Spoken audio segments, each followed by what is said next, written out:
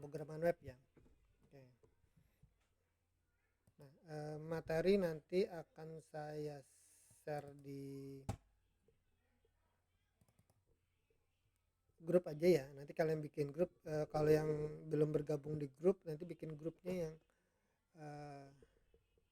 jadi untuk pemrograman web.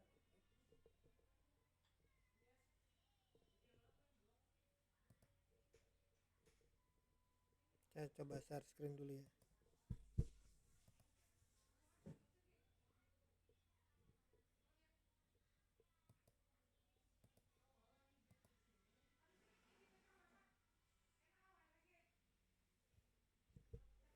Oke, kelihatan ya? Kelihatan, Pak. Oke. Nah, lanjut aja ini. Saya biasanya di Politeknik di Banjarmasin, juga di UPK ya. Oke. Nah, ini untuk pemrograman web nanti akan saya kasihkan RPS-nya. Cuman kita langsung aja untuk mempersingkat waktu karena sudah jam 11:30 ya. Nah, nanti kita 1 jam dulu, kemudian kita istirahat sekitar 30 menit. Habis itu kita nanti lanjut lagi sampai sore ya. Karena di sini ternyata saya ada 2 mata kuliah yang di hari ini itu yang akan kita bahas. Oke. Pemrograman webnya. Pemrograman web itu sebelum kita masuk nanti kita akan instalasi beberapa tools ya. Nah, sebelum itu saya akan jelaskan dulu seperti apa pemrograman webnya. Jadi memang ini kalau biasanya di semester sebelumnya itu saya dapat mata kuliah jaringan komputer ya. Jaringan komputer. Cuman di tahun ini saya minta untuk pemrograman web dan GIS. Karena apa? Karena ini salah satu core-nya orang TI ya. Nah, jadi selama ini saya lihat pas kebetulan tugas akhir atau tugas akhir skripsi dari mahasiswa itu banyak yang web, dan itu materinya itu mungkin masih belum update. Nah, ini di dosen saya sekarang itu adalah saya update versi terakhir ya, versi terakhir. Nah, kita bicara pemrograman web itu yang pertama ini tidak berubah ya, ada berubah nggak?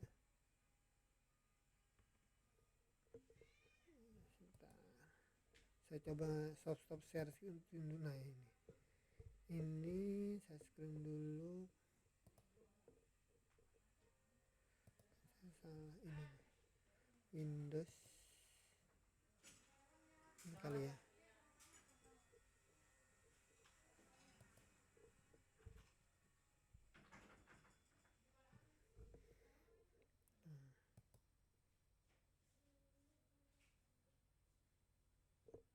Ini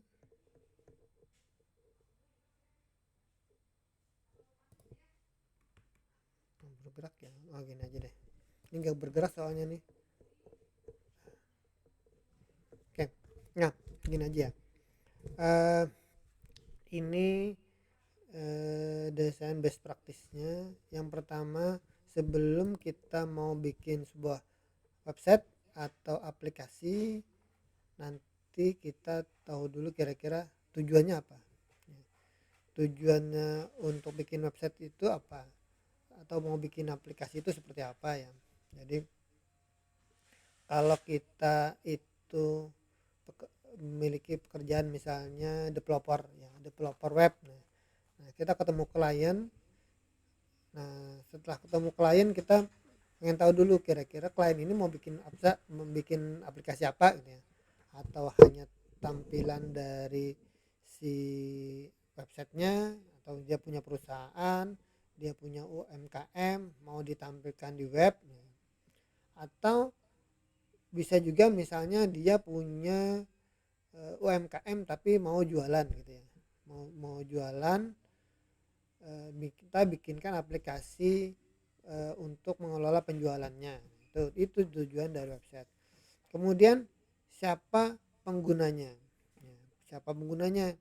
Misalnya tadi kalau cuman mau menampilkan website perusahaan atau UMKM-nya tanpa apa-apa, hanya cuman berita, kemudian tampilan produk dan lain-lain, maka dia hanya perlu admin dan pengguna ya, atau yang melihat websitenya.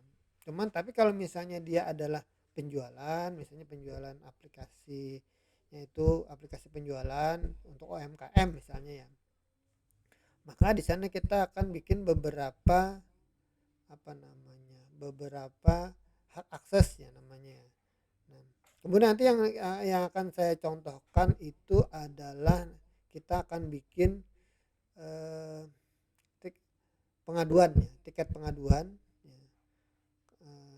Itu nanti aplikasi yang nanti kita akan bikin proyek. Saya dengan 4 kali pertemuan ini saya akan coba yang best practice-nya aja, karena biasanya kan 16 kali pertemuan. Kalau di Polyban itu saya ngajar 16 kali pertemuan, satu kali pertemuan itu dari jam 8 sampai jam 12 ya, berarti berapa jam? 4 jam ya. Nah, kalau ini kan cuma 3 jam nih. Halo, tes kedengeran?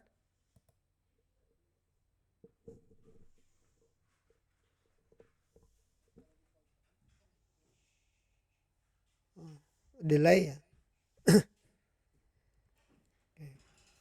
Nah, kemudian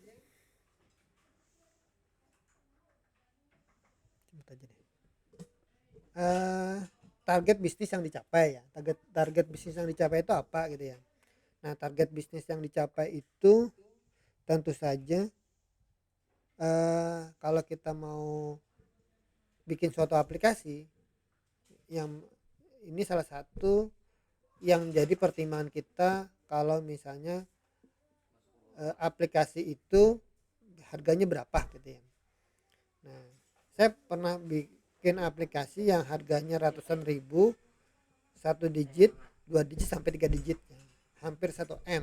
Nah, itu tadi target bisnisnya apa yang dicapai. Jangan sampai kita bikin aplikasi 100 ribuan tapi ternyata di dalamnya itu misalnya penjualannya bisa sampai sehari ratusan juta, atau misalnya sehari beberapa juta. Nah, kalau kita bikin aplikasi itu ratusan ribu kan harganya itu juga menentukan ya. Jadi target bisnisnya akan dicapai. Kemudian desain ya. Kita tidak akan pernah lepas dari yang namanya desain. Nah, desain itu nantinya akan menentukan kira-kira targetnya apa. Yang pertama biasanya adalah mobile first. Jadi karena sekarang gadget itu sekarang ada di mana-mana, kalian punya handphone, nah, maka handphone itulah yang biasanya untuk mengakses dari aplikasinya ya. Jadi nanti menyesuaikan dengan layar dari si penggunanya. Jadi karena penggunanya kebanyakan pakai handphone, maka kita harus bikin aplikasi yang nantinya responsif. Responsif itu dia selalu akan mengikuti layar handphone. Layar handphone bisa, tablet bisa. Kalau dibuka lewat websitenya itu atau aplikasi yang dibuka lewat komputer, gambarnya tampil desktop. Tapi kalau misalnya dibuka pakai tablet, tampilnya tablet. Tapi kalau misalnya dibuka pakai handphone, maka tampilannya mobile. Nah, kemudian ada lagi adalah user center. Jadi user center ini kita itu mau bikin aplikasi itu menyesuaikan dengan keinginan pengguna. Nah, bisa aja aplikasi canggih tapi nggak digunakan gitu ya. Fitur-fiturnya mubazir gitu ya. Banyak yang tidak digunakan. Kemudian ada lagi misalnya fiturnya banyak dan fitur itu harus diisi dulu baru bisa mengaktifkan fitur yang lain, dan sedangkan itu juga tidak diperlukan misalnya. Nah, itu juga salah satu kenapa kita itu mau bikin aplikasi menyesuaikan dengan keinginan user. Tidak bisa kita paksakan aplikasi kita yang lengkap misalnya digunakan, karena kalau kita mau bikin aplikasi itu nantinya yang diperlukan adalah aplikasi itu akan dipakai gitu ya. Nah, makanya kalau saya biasanya bikin aplikasi, contoh misalnya ya, contoh kalian semester 5 sudah ya pernah, berarti mungkin pernah memakai Siakat ya, Siakat. Nah, Siakat itu jalan 7 tahun di sebelum digantikan sekarang oleh di Sepima ya, Siakat Cloud. Nah itu benar-benar bikinnya itu berdasarkan keinginan dari keinginan dari UPK sendiri ya. Itu dulu dipakai buat S3 IP PGRI Banjarmasin gitu ya. Nah jadi itu nantinya biasanya mengapa kalau user center itu penting ya, karena kita tidak ingin aplikasi yang dibikin itu tidak dijalankan, mubazir gitu ya. Nah, kemudian juga akan ada namanya usability testing ya. Usability testing ini kita akan mencoba bagaimana aplikasi itu bisa jalan sesuai dengan yang disepakati. Jadi ada testing bagaimana misalnya kalau misalnya ya data ini bisa masuk nggak, nah itu ada namanya tester. Kemudian saya lanjut lagi targetnya.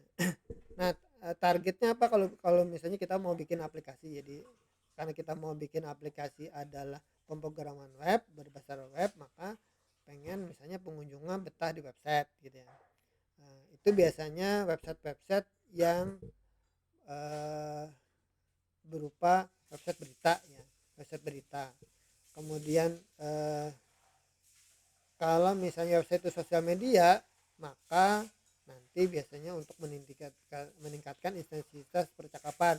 Contoh misalnya percakapan di Facebook atau di Twitter atau di X ya sekarang ya, atau Instagram. Nah itu meningkatkan intensitas percakapan. Kemudian di sini juga adalah bagaimana meningkatkan nilai kepuasan ya. Nilai kepuasan ini kalau misalnya pas ngaksesnya lambat atau misalnya sering gangguan atau misalnya aplikasinya error gitu ya, nah itu juga membuat orang nanti supaya pada saat kita membuat aplikasi itu orang memakai dengan puas gitu ya. Nah ini sama tadi, kalau misalnya tadi udah betah website, ada intensitas percakapan, nilainya puas, pasti orang akan datang lagi nih mengunjungi aplikasi kita. Nah, contoh misalnya tadi aplikasi Instagram, misalnya Instagram orang akan buka lagi nih, scroll lagi gitu ya, karena orang membuat pengunjung untuk mengunjungi website kita. Nah hari ini kita akan bahas tentang development tool. Jadi di sini kalian ada yang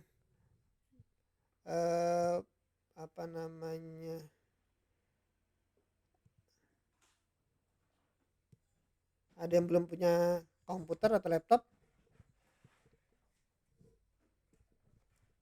Gimana? Nanti di aja ya, di pesan ini kalian ketik aja 1 bagi yang punya PC, 0 bagi yang enggak ya. Karena agak susah kalau kita program web tapi ngodingnya di handphone gitu ya. Oke, silahkan saya mau cek dulu kira-kira bagaimana dengan kalian gitu ya. Ketik 1 kalau misalnya punya laptop atau punya PC, ketik 0 kalau misalnya tidak punya ya. Ada 11 ya, 11 orang gitu ya.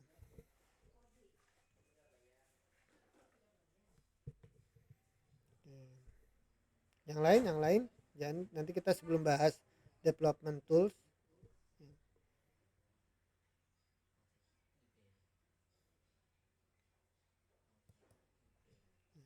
Saya itu masih belum punya list apa ya listnya, karena kan ini kelas 07 itu ada yang di kandangan juga katanya tadi, ada yang di yang seperti biasa yang kemarin kelas 07, kemudian nggak tahu ini yang ada yang PTI, ada yang apa TI, ada yang Ilkom gitu ya.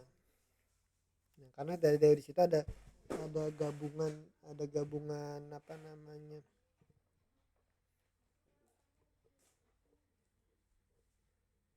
Nah, eh oke, rata-rata punya ya. Oke, Hairul, Sapna 1, Fatma 1, Nopal, Lia, Cornelia, Subhan, Widya. Oke, rata-rata ada punya laptop ya.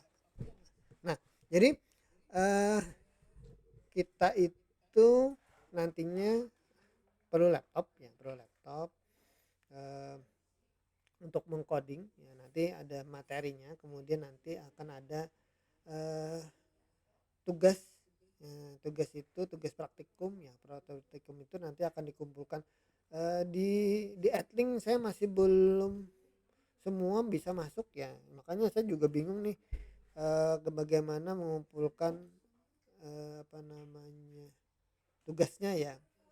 Atau nanti saya coba bikinkan misalnya sih apa namanya aplikasi yang nanti akan bisa mengumpulkan tugas kalian gitu ya.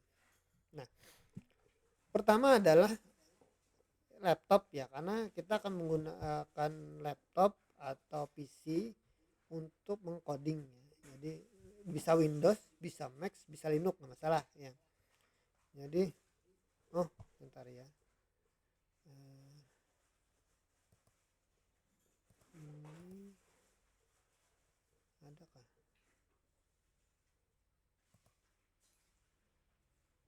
Ada nggak yang diizinkan? Sudah diizinkan semua ya?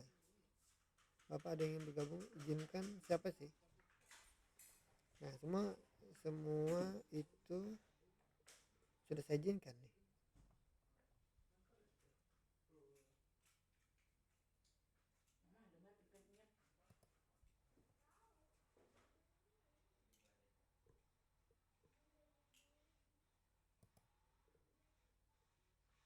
Ramadan sebentar ya.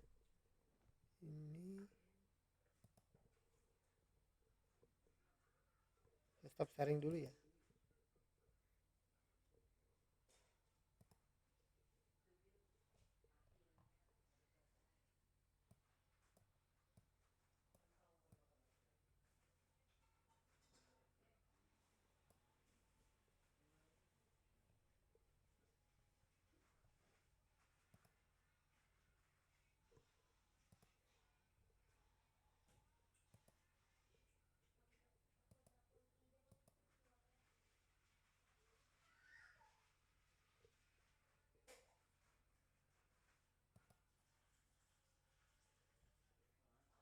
Coba di anu lagi Ramadannya. Soalnya saya lihat ini sudah saya setuju semua, nggak ada yang.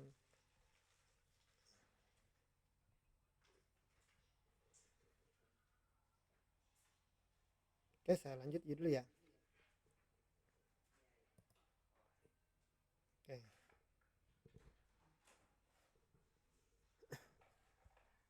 Nanti biasanya bunyi teng. Nah, coba nanti Ramadan bisa bergabung dulu ya, Pak Daila. Nah, oke, ini ada nih kayaknya.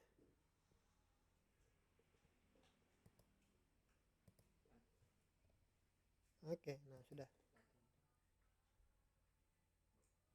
Oke. Nah, saya lanjut ya. Ramadan udah bergabung. Nah, eh selain laptop, ya laptop tadi sebenarnya bisa aja sih walaupun Celeron, karena web ini tidak terlalu berat gitu ya. Celeron kemudian bagusnya sih di yang PC saya yang gunakan ini adalah i3 ya. Jadi ini kebetulan saya pakai i3. Kita lihat ya.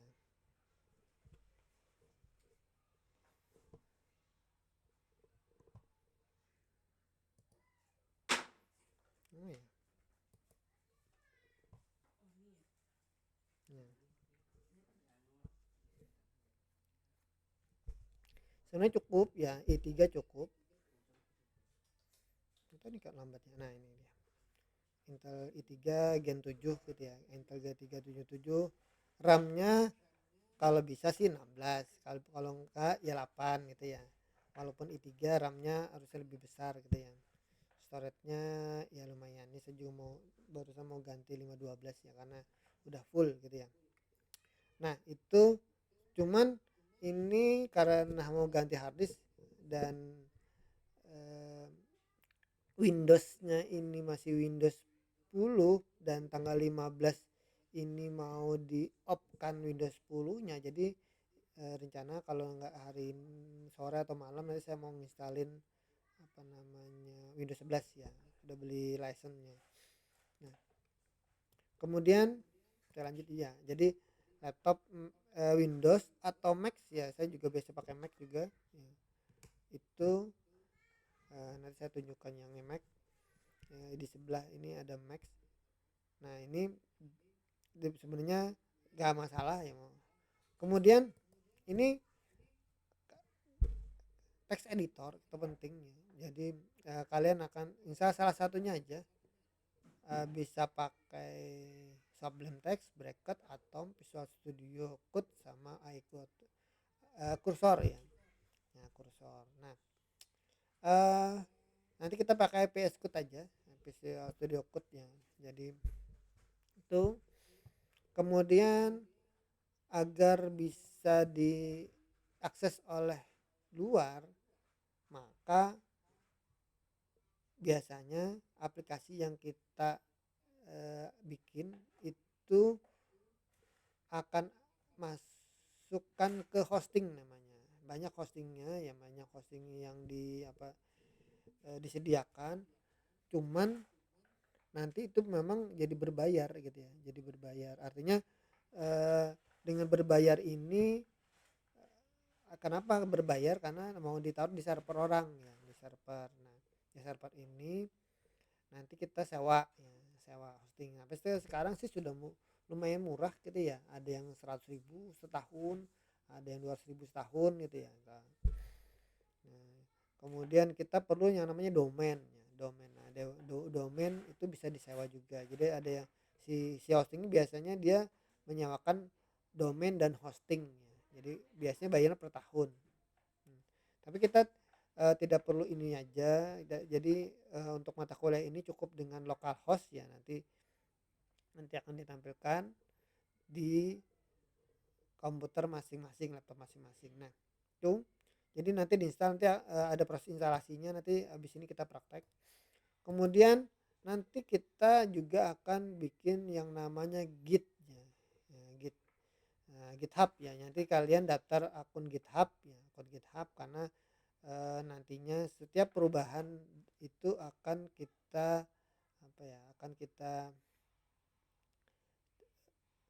jadi nanti setelah diinstal GitHub kita nanti begitu coding kalau ada perubahan nanti akan tersimpan ya, Nah, nanti lebih detailnya nanti kita akan prakteknya untuk GitHub ya. Nah kemudian ini local server ya, ini yang penting nih, local server. Nah kita bisa menggunakan, saya biasanya gunakan Laravel Heart gitu ya, Laravel Heart baik di Windows maupun di Mac ya. Atau bisa juga SAM ya, SAM. Nah SAM ini apa namanya, karena PHP yang kita gunakan nanti 82 ke atas, sebenarnya bisa aja sih 82 ke atas gitu ya, karena SAM ini dia itu coba saya buka SAM ya.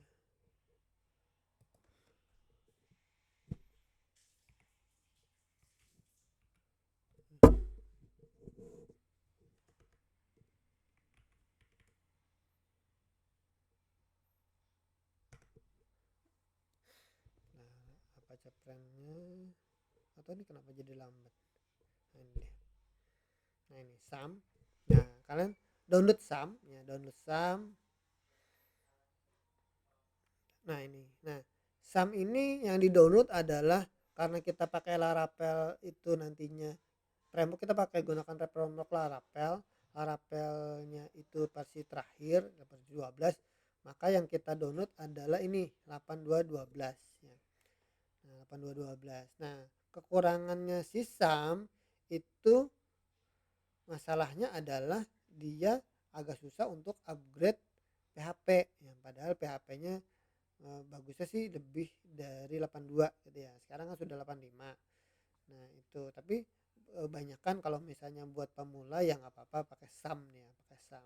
Nah, akhirnya nanti kalau di SAM ini dia itu kalau sudah kalian install ada install lagi yang baru itu nanti SAM-nya seperti ini nih, ada SAM ini banyak nih, ada kalau misalnya versi PHP 71 versi 88 gitu ya, ada versi 82 yang terakhir 82 nih 82. Nah itu susahnya, jadi kalau kita itu pakai SAM itu gak bisa milih-milih PHP-nya, dan itu juga nggak bisa diupdate ya, udah lama banget gak diupdate, padahal sebenarnya si SAM PHP sudah versi 8,5. Nah makanya biasanya saya pakai namanya Laravel Hot ya. Laravel Hot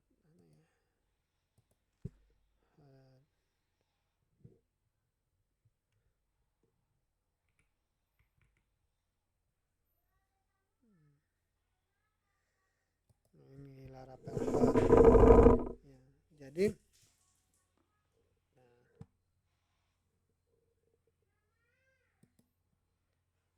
Laravel Hot nah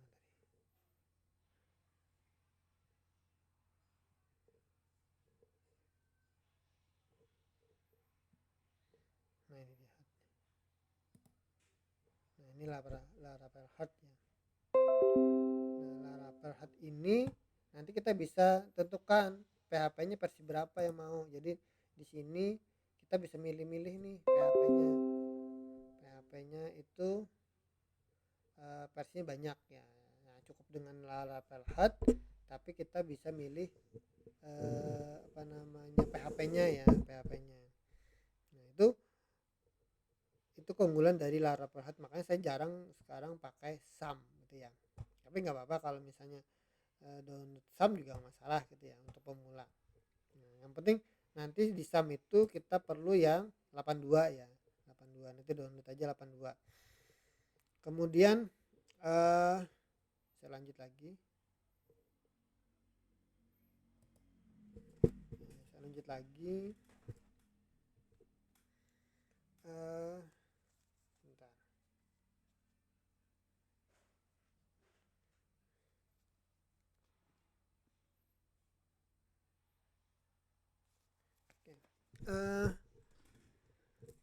Kemudian tadi ini nggak ada yang bergabung lagi ya. Ini dia. Nah itu pakai SAM bisa. MC jarang. Laragon juga sudah lumayan banyak ya. Laragon juga banyak, cuman sejak dari tahun kemarin sejak dia berbayar ya. Nah berbayar ya.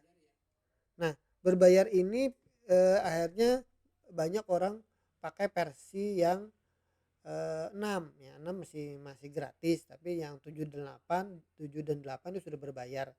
Nah ini sudah banyak orang meninggalkan si Laragon. Nah Laragon ini yang pertama diinstal itu versi 81 ya. Nah 81 jadi harus diupdate lagi versi PHP-nya. Jadi amannya sebenarnya pakai SAM atau Laravel Hot ya. Jadi nanti ini yang akan kita install ya toolsnya, Laravel Hot, Laragon atau SAM, kemudian kita pakai Visual Studio, kemudian kita install Git, kemudian install Composer. Ini nanti saya bagikan ya materinya ya. Itu kira-kira itu instalasinya. Nah sebelum ke situ kita ini dulu, ini bisa nggak ya kalau misalnya coba ya. Oke nah kalau kita pertama kali biasa belajar apa ya, belajar pemrograman gitu ya, belajar pemrograman ini biasanya belajar yang namanya Hello World dulu. Hello World, variabel, operator, dan control flow. Ini biasanya kalau kita apapun bahasa pemrogramannya itu biasanya ini ya, karena dasarnya basicnya adalah ini ya. Karena kita menggunakan bahasa pemrograman PHP, karena ini adalah pemrograman web, kita menggunakan bahasa pemrograman PHP ya. Nah, PHP itu juga ada Hello World. Nah, web ini dia HTML, CSS, JavaScript, dan nanti PHP. Nah, itu.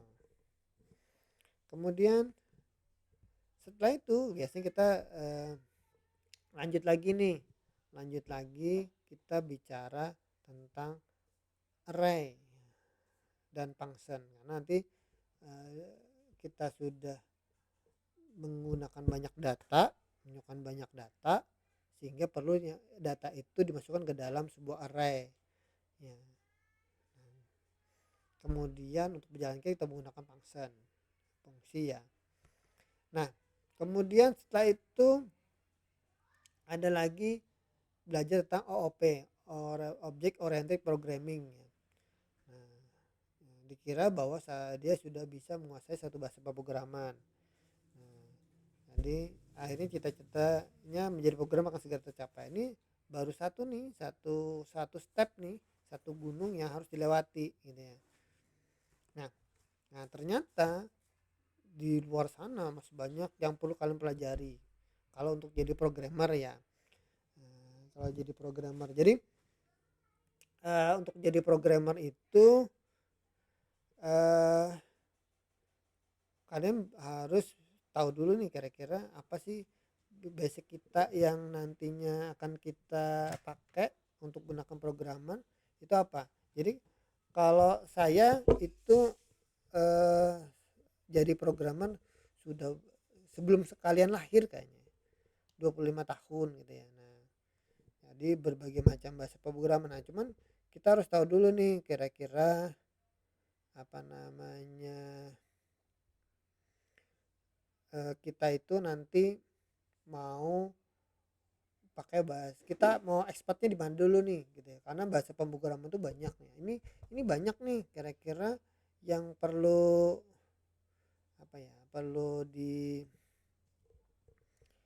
kita mau bikin aplikasi itu pakai bahasa pemrograman apa ya.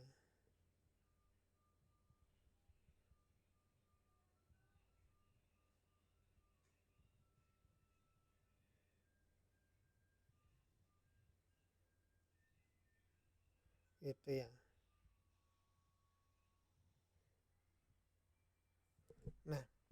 Nah, kemudian padahal di sana di dunia kerja sana itu banyak yang minta ya, makanya lulusan PTI, TI, Ilkom itu banyak yang diperlukan ya. Nah, tapi kalian itu harus belajar ini gitu ya, harus melalui step ini ya. Jadi padahal mungkin kalau di Kalimantan Selatan itu UMR biasanya. Kalau misalnya gajinya lebih dari UMR biasanya sudah yang lebih expert gitu ya. Nah, padahal ini kan kalian baru belajar gitu ya, baru lulus misalnya.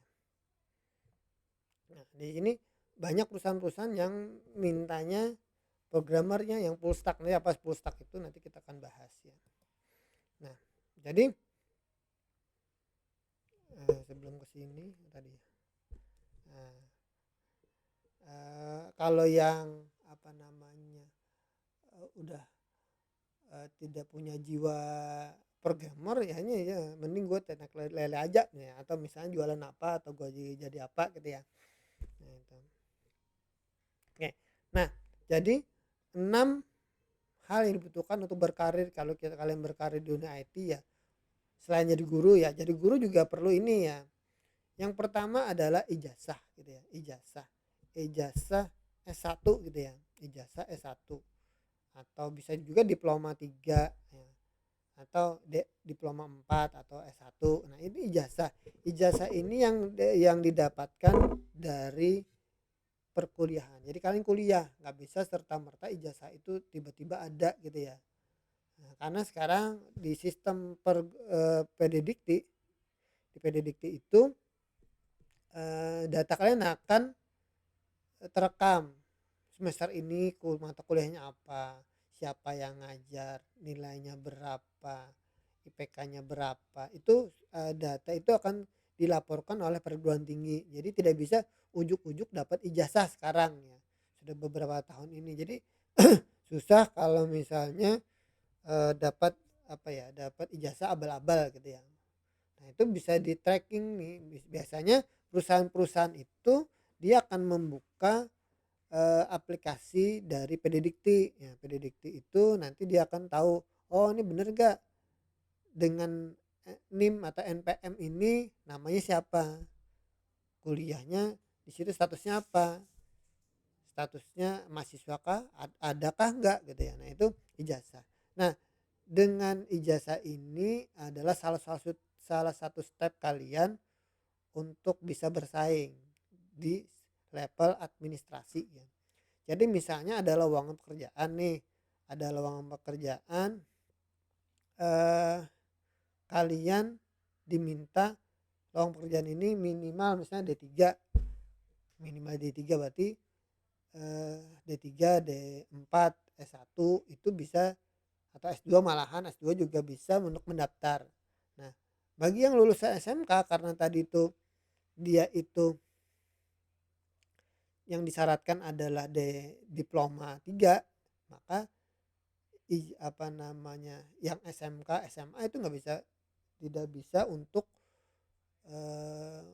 mengirimkan aplikasinya, nggak bisa mengirimkan persyaratan administrasinya. Nah itu sudah otomatis gugur ya. Itu yang akan membedakan kalian ya. Kemudian yang membedakan kalian kalau kuliah dan tidak kuliah itu ada pola pikir gitu ya, pola pikir. Nah, kalian akan apa namanya bisa dilihat ya, bisa dibandingkan antara teman-teman kalian yang tidak kuliah dengan yang kuliah. Itu pola pikirnya akan berbeda ya. Walaupun memang ada beberapa segelintir orang yang tidak kuliah tetapi dia itu pola pikirnya bagus gitu ya, kalau bisa sukses gitu ya. Nah tapi suksesnya di bidang apa dulu gitu ya. Nah, dia ngapain aja gitu ya. Nah itu ijazah. Nah ijazah ini dia hanya bisa dapatkan tadi di perguruan tinggi. Kemudian yang kedua adalah skill. Skillnya adalah soft skill sama skill. Nah skill ini didapat dari mana? Skill ini didapat dari kita melakukan praktek ya, praktek. Nah, praktek ini tentu saja kalau misalnya di perguruan tinggi kayak kuliah kan kayak gini ada mata kuliah, ada praktikumnya. Nah itu hard skill.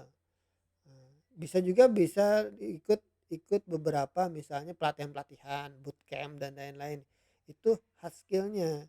Dari hard skill itu didapat dari kalian berusaha untuk mendapatkan suatu ilmu yang nanti akan dimanfaatkan. Nah, kemudian soft skill. Soft skill ini adalah yang biasanya kita gunakan kalau misalnya gini. Kalian ada tim ya, tim. Kita mengerjakan satu proyek yang lumayan besar, timnya ada misalnya ada 4 atau 5 orang misalnya. Nah, soft skill itu bagaimana kita berteman, atau bisa juga misalnya kita mau ketemu dengan klien. Nah, bagaimana kita bisa membina hubungan dengan klien, bagaimana misalnya kita juga bisa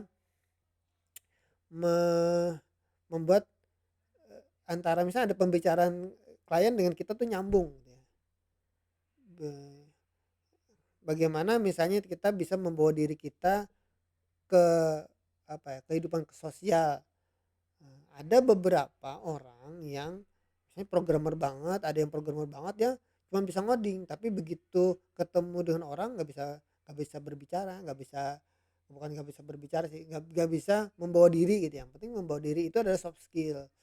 Bagaimana meyakinkan orang bahwa kita itu bisa mampu untuk melakukan mengerjakan proyeknya. Bagaimana kita itu bisa terlihat bahwa kita itu mampu untuk melaksanakan pekerjaan itu soft skill.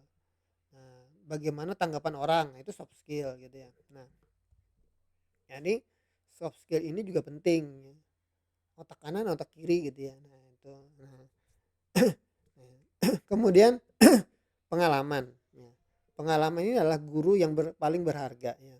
Pengalaman. Nah, pengalaman ini didapatkan dari kita mengerjakan eh, sesuatu yang nanti berhubungan dengan IT gitu ya, itu pengalaman. Oh, misalnya jaringan itu tiba-tiba error misalnya. Nah, orang yang berpengalaman akan tahu, oh ternyata dulu pernah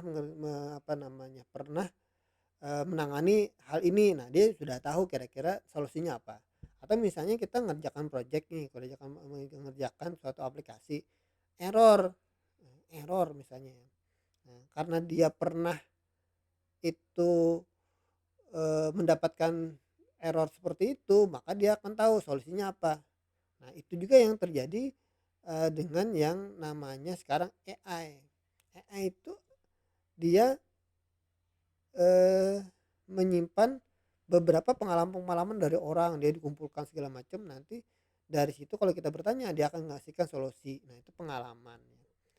Nah, jadi pengalaman itu bisa didapatkan berbulan-bulan, bertahun-tahun gitu ya. Pengalaman inilah yang akan membedakan kalian antara orang yang baru lulus kuliah tanpa pengalaman dengan orang yang baru lulus kuliah juga tetapi dia selama kuliah juga mengerjakan beberapa proyeknya. Itu terjadi di waktu saya dulu kuliah S1 dan S2 gitu ya. Saya kuliah sambil kerja ya. Jadi kuliah sambil kerja, beda sama kerja sambil kuliah. Nah, itu beda ya, yang membedakan. Kalau kuliah sambil kerja, maka kuliah yang nomor satu. Kuliah nomor satu. Jadi itu kita mementingkan lebih kuliah ya. Nah, kemudian kalau misalnya kerja sambil kuliah, nah itu susah. Nah, kadang-kala kalau kuliah sambil kerja itu akhirnya terbengkalai karena kita kan S1 ini 8 tahun gitu ya. Nah, jangan sampai kalian itu kuliah sambil bekerja atau misalnya kerja sambil kuliah lewat dari 8 tahun. Itu artinya nanti kalian gak bisa lulus, gak bisa dapat ijazah ya. Nah, itu pengalaman ya, pengalaman yang nantinya kalian akan dapatkan. Nah, kemudian relasi, ini relasi penting banget gitu ya. Kalau dibilang bahwa kalau kita di dunia IT ada ordalnya ya, orang dalam gitu ya. Nah, kalau kita ngerjakan project ya, kalau di project ada orang dalamnya, itu kita itu kalau saya sih lebih lebih percaya diri lah gitu ya. Oh, nih ada nih teman. Nah, makanya kenapa akhirnya ikatan alumni itu penting. Ikatan alumni itu penting ya. Jadi misalnya kalian itu ada kakak kelas kalian alumni di perusahaan itu, atau misalnya di kerjaan itu ada gitu ya. Nah, itu biasanya dia si alumni tadi dia lebih nyaman berbicara dengan sesama alumni. Makanya ada perusahaan-perusahaan yang nantinya ada semua, misalnya ITB semua, UI semua gitu ya, UGM semua gitu ya, kampus-kampus besar. Nah, dia karena ikatan alumninya kuat gitu ya. Nah, begitu juga yang terjadi sama PTI ya. PTI kemarin, karena PTI ini kan kami dirikan itu 12 tahun tahun 2012 gitu ya, berarti sudah 13 tahun ya. Nah, itu banyak yang lulusan itu begitu dia punya jabatan, dia akan merekrut lagi adik-adiknya yang lulusan yang sama ya, di dalam satu alumni. Jadi itu yang sering terjadi. Nah, itu adalah relasi ya. Atau misalnya di perusahaan itu ada pamannya, ada orang tuanya gitu ya. apa namanya, kenalan orang tuanya ya. Tadi saya bilang tadi ordal tadi ya, itu juga sekarang itu eh, kalau saya bilang bahwa ini juga suatu relasi ini penting gitu ya. Oh pernah ketemu dan pernah ngobrol dengan orang. Nah dari situ biasanya relasi-relasi ini yang saya bilang saya sering dapat apa ya, job atau pekerjaan dari relasi ini. Oh pernah ketemu ini, kita pernah ngobrol, kemudian pernah juga apa namanya, kita tunjukkan apa ya, tunjukkan kita, maka nantinya si apa namanya, relasi ini lebih percaya kalau misalnya dia kenal dengan orang itu dibandingkan kalau misalnya dia kenal sama sekali. Nah kemudian portofolio ini, nah makanya kalau portofolio ini kita pernah ngerjakan apa gitu ya, biar orang tahu. Maka kita bikin, kita biasanya kalau dibilang marketing itu kita menjual apa yang pernah kita kerjakan. Nah, itu namanya portofolio. Oh di tahun ini pernah kerjakan apa, proyek apa, segala macam gitu ya, ini itu portofolio. Nah kalau sekarang gampang ya, kalian punya akun GitHub, nanti proyek-proyek kalian bisa kalian upload di sana. Nah, sama link-linknya misalnya pernah kerjakan ini gitu ya. Nah itu portofolio, dalam setahun ini ngerjakan apa aja. Nah itu portofolio ya. Nah itu biar orang tahu kira-kira kalian ngerjakan apa.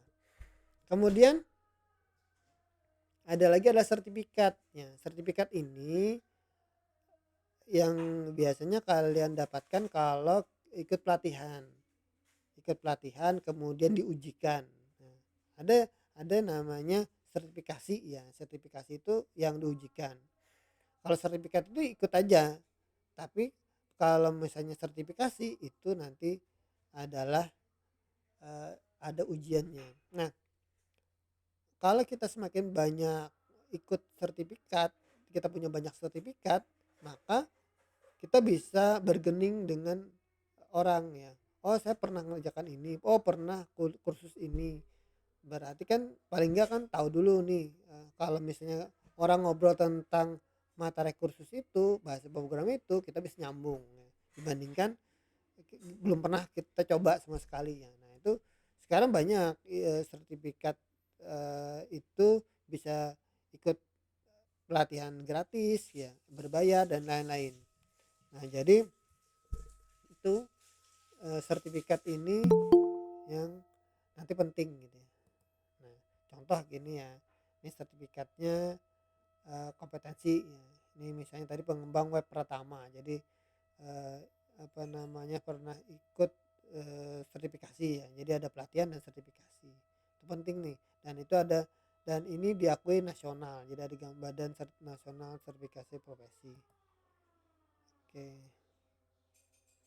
kayaknya kita karena di dekat ini ada apa namanya, eh, kita off dulu ya sebentar ya, sambil nunggu aja dulu ya.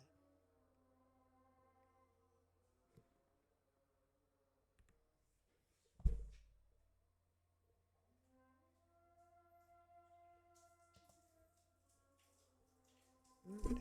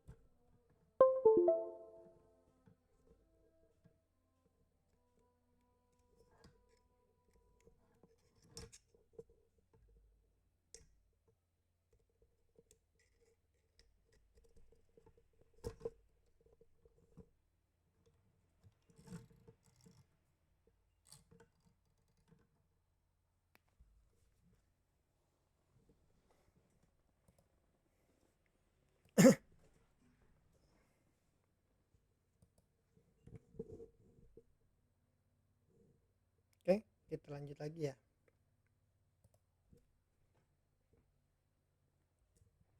Nah,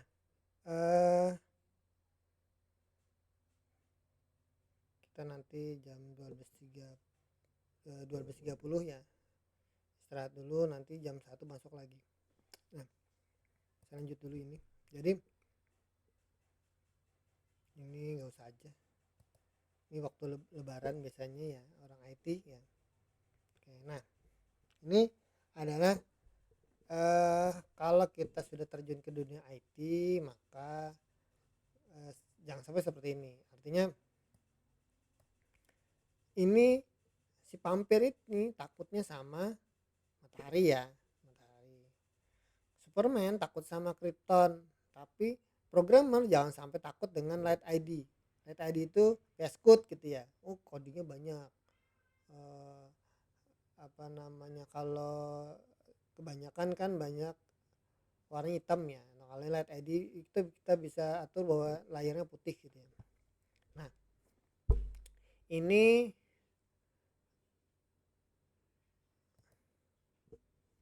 lanjut. Nah, kalau misalnya kita sudah mengerjakan project orang IT gitu ya, pada saat kalian tidur pun gitu ya, pada saat kalian tidur pun itu nanti akan kepikiran ini kenapa errornya ya, ada apa errornya ya.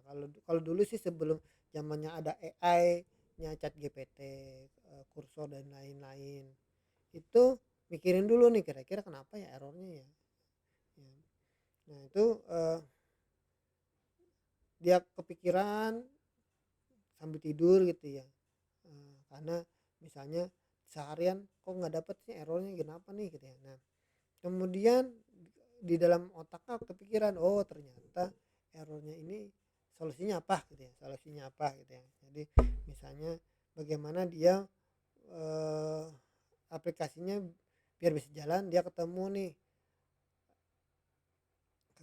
caranya. Nah, dia akan bangun ya, walaupun itu tengah malam ya gitu.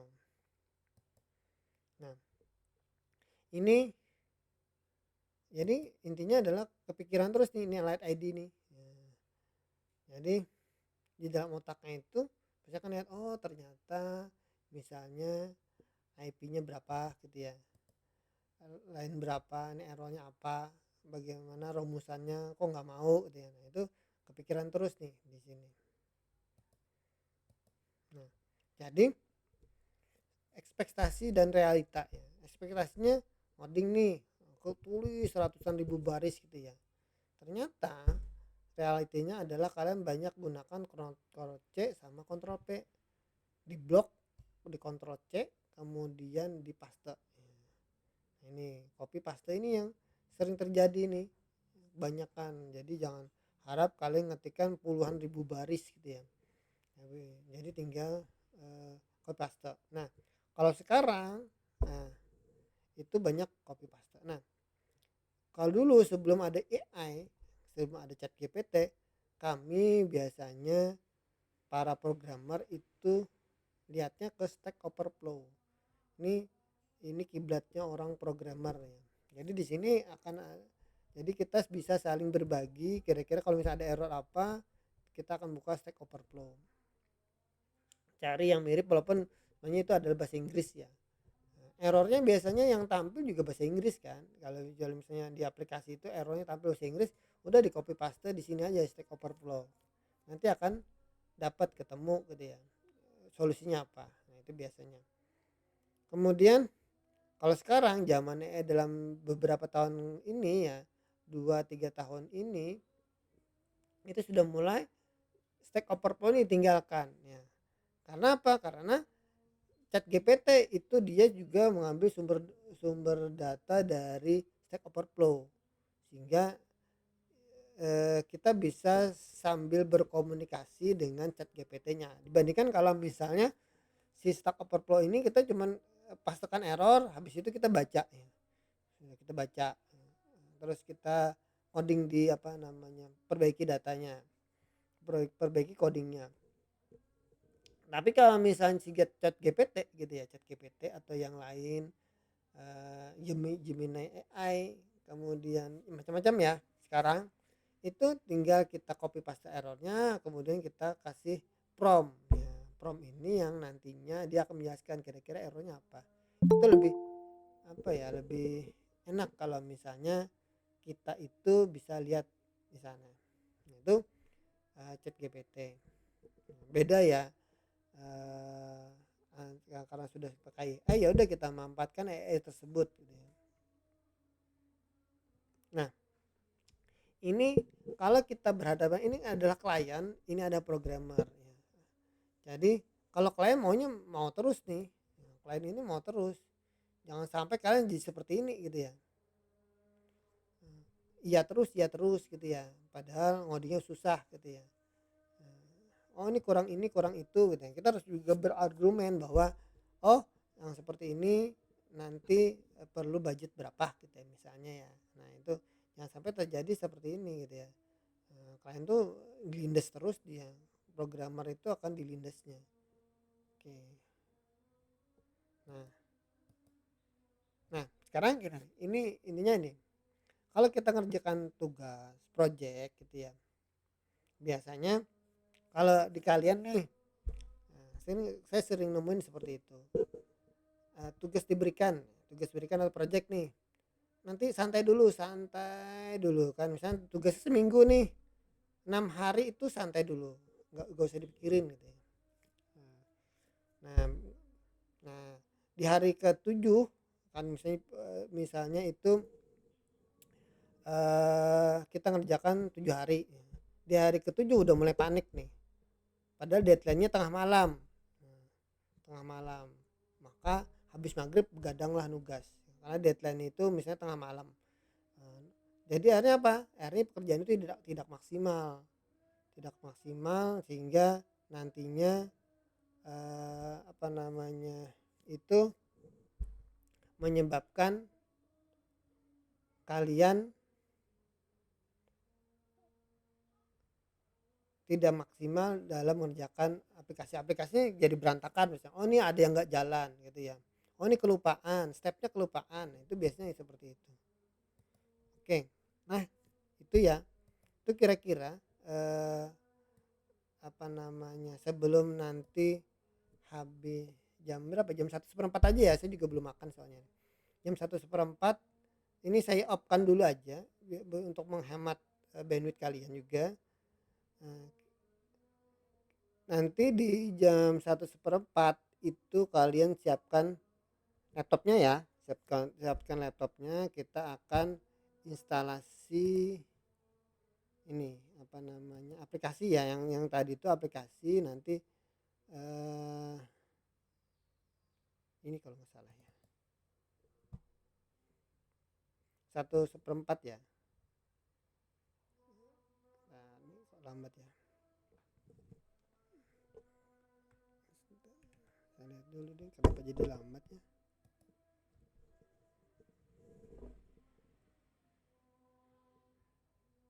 Nah, yang bikin lambat itu apa ya, CPU-nya nih, CPU-nya 73% ya, jadi lambat ya. Karena mungkin sambil streaming ya. Iya, ini bikin lambat ya. GPU-nya aman, WiFi-nya aman. Ini ternyata nih. GPU ya lumayan, 50% ya. Lumayan 50% nih. Karena ini onboard ya. Oke. Nah, jadi nanti kita itu ini bukan ya. Satunya software pendukung nih. Nanti sambil saya bagikan sebelum itu, nanti kalian beberapa aplikasi yang perlu kalian install, jadi di download dulu ya.